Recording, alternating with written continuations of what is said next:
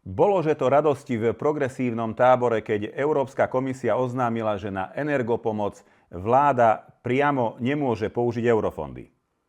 Hovorili, že je to vraj babracká vláda. V skutočnosti je ale za tým len to ich tradičné čím horšie, tým lepšie. O to horšie pre občanov sa však postarali a starajú oni sami. No a keď tu so mnou vydržíte ešte ďalšiu minútu, podrobne vám vysvetlím ako.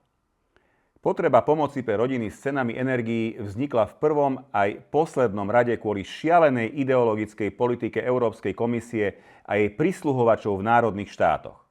Viete, ono sa s bruselskými výplatami a miliónovými dotáciami pre neziskovky ľahko rozpráva o odstrihávaní sa od lacných ruských energonosičov.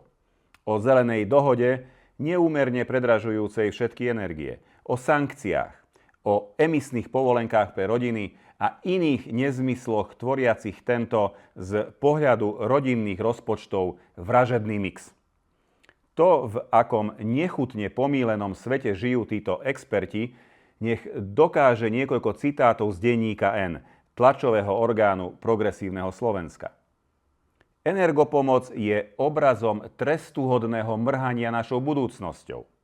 Alebo eurofondy spálime v energopomoci.